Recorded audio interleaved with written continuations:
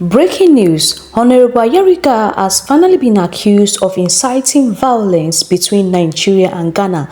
This was said at the just concluded interview between a journalist and a politician in Nigeria.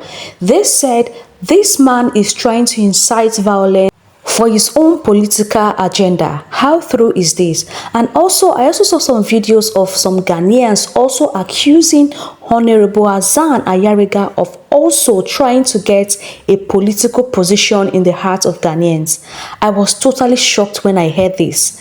To me, I was thinking this man is fighting for the interest of Ghanaians, and all Ghanaians are also in support of this. But I'm going to be sharing the video here for you guys to watch. Please don't forget to like the video, share the video, and also subscribe. Recent anti-Nigerian protest in Ghana sparking renewed concerns about xenophobia and diplomatic strain between two West African neighbors. While Nigeria and Ghana have long shared strong cultural and bilateral ties, the latest tensions echoes the early 1980s or as far back as the late 60s. Remember the Ghana Must Go episode where Nigerian migrants were expelled from Nigeria, an event that left a lasting imprint on both nations? Well, we asked the question, what is driving this new wave of hostility, and what does it mean for the broader relations between these two regional powers who have become brothers in this time around? This is also happening in the context of a wider push to fracture diplomatic relations across West Africa, which is not being orchestrated by local actors, right? But so he sort of saw an opportunity and he plugged himself into it. So these visuals that you're showing on the screen, this is a sponsored protest. Right. This protest is sponsored by Ghanaian politician Hassan Ayariga. This is well known in Ghana, but for whatever reason, many Nigerians don't seem to realize this. Many Nigerians seem to believe that this is an organic protest and that Ghanaians are protesting against the presence of Nigerians in Ghana. That is categorically not true. What you're looking at is a single politician in Ghana trying to build political notoriety and trying to turn that into a platform for him to gain national relevance. That's his whole thing. He's not a politician that has any specific idea. First of all, I just want to tell Honorable Dr. Hassan Ayariga that posterity will be kind to you. Posterity will judge you well. And you see how you stood with us during this time when all politicians, the major ones, the ones in opposition, the one is in power, when all of them kept quiet, you were the only one that stood with us. Posterity will be kind to you, and we will never forget your face. Yes, we will not. You know, instead of these politicians to come out and address this insecurity issue and the influence of immigrants, they are inviting them to their offices, taking pictures and shaking them. Dr. Hassan is the only one that really speak out. He's the only one that spoke out. You understand? So, Dr. Hassan Ayariga, posterity will be kind to you, and we will not forget your face. And since Honorable Ayariga started siding with us, they started bringing us some fake certificate issue to the extent that Nigerians are talking about it. Now, so a Ghanaian politician, how does his educational background concern you in Nigeria? If he has fake certificate, is he using it to enter into your politics in Nigeria? Is he using it as a is he using it to do something in your country? If he has fake certificate, how is that your concern? We Ghanaians, you say we like it. How is that your concern?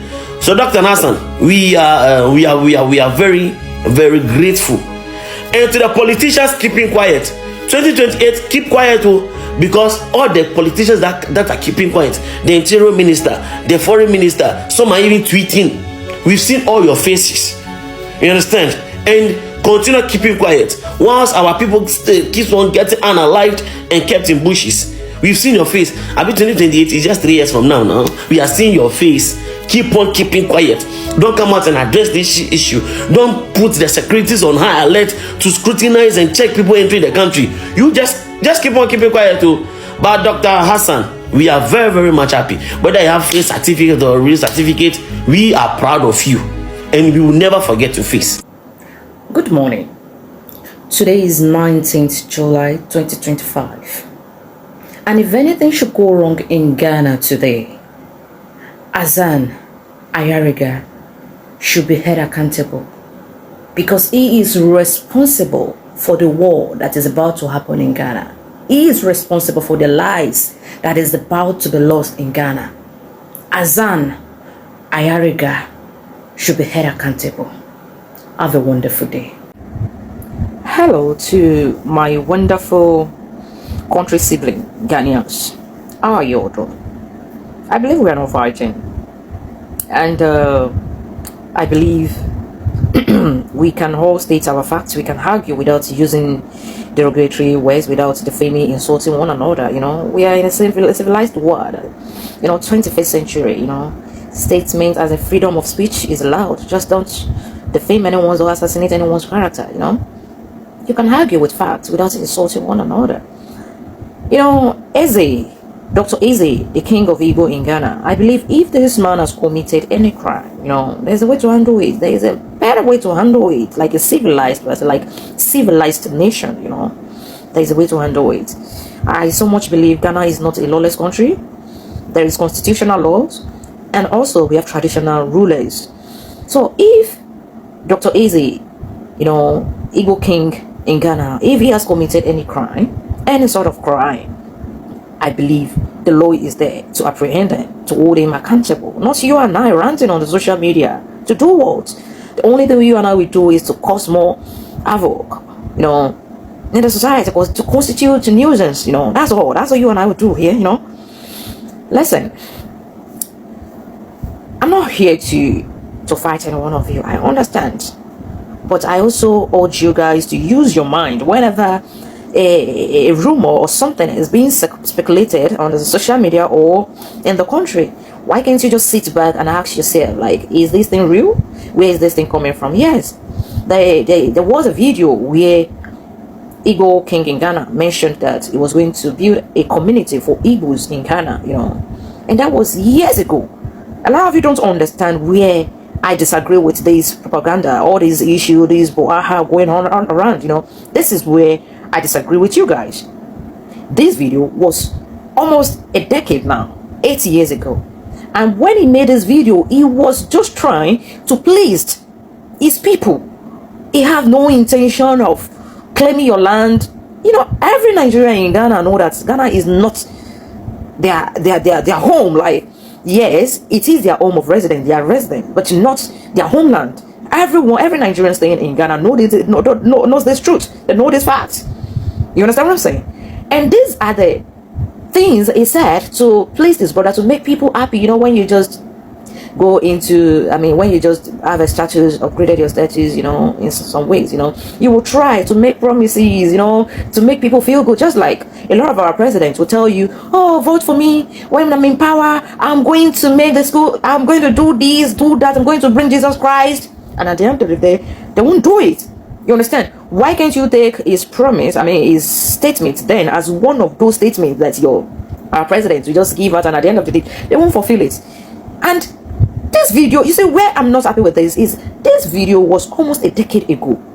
So, listen, if you look at the video very well, I want you guys to analyze it with your own mind. If you look at this video, look at his face, then, and look at his current image, like his correct look at the moment, you will understand that someone is sitting somewhere, maybe in Ghana, maybe outside the country, trying to instigate problem among the people who are living in peace in Ghana. Someone is trying to instigate problem. I believe the attack, I keep mentioning this, the attack was meant for the sitting president, President John Mahama, you know. So they're just trying to frustrate his tenure. That's what they're trying to do. You know, his region will soon be over. You can exercise patience, you know, instead of trying to create problem. At the end of the day, you are fighting up and down, Nigeria must go, Nigeria must go. At the end of the day, you go out on the street, you try to fight Nigerians, they will fight you back. You and I know that Nigerians are not weak. Even if you are trying to fight a child will look at you when you come after someone's life, the person will also fight back. So you try to fight Nigerians, they also fight back. You know what will happen? Life will be lost. But the people that are instigating this, will they go on the streets to protest? Will they go on the streets to start destroying people's businesses? No. Will they go on the streets to attack people? The moment they know that they've instigated the poor masses, the less privileged. The moment they know that they've instigated you, that you are ready to go on the streets to fight for this cause, these unjustified cause, irrelevant cause, because it's not relevant, because someone made statements almost 10 years ago. You are not coming now to talk about it. If this person wants to snatch Ghana or steal Ghana or sell Ghana or no Olence or Amazon, by now, 10 years, the person must have, as in by now, the person has already sold it. You understand what I'm saying? So, these people who are sending you on the streets, who are instigating you, where are their children, please? Their children are not here. A lot of them, their children are in Canada, USA, UK, Germany, they are there, peacefully. But you, if you are not smart, if you are not using your brain, you understand, you will go on the streets and say, Nigeria must get, Nigeria must get. At the end of the day, you attack Nigeria, Nigerians will fight back. Don't get it twisted. Don't get it twisted. They will fight back. Anyone will fight back. At the end of the day, Ghanaians will lose their life. Nigerians too, they will lose. Life will be lost, both left and right. But the most painful part of it, the life that will be lost most, or the lives that will be lost, are the lives of the poor masses, the less privileged, those who are not eating from the oil and the cocoa, timber, money. These are the people that will die. So please, my darling, use your brain. I want you to check the video very well. If this statement was made 8 years ago, what is the cause for this nonsense? What is it? What is this alarm? What is it for? Use your brain and use your mind. You understand? You've not heard from your sitting president. At least give him a little respect. Respect your leaders. There are kings, powerful kings. Otunfo is there. All the big kings, they are there. They've not mentioned anything. They've not come out to tell you that Igbo in Ghana is constituting problem, or is doing this, is causing problem, is trying to steal their land. So why you that you are living in a slump in Teshi? Why you that you are living in slump in Ugwa, in Labadi? Why are you trying to waste your life? Why are you shouting up and down? Why are you fighting up and down?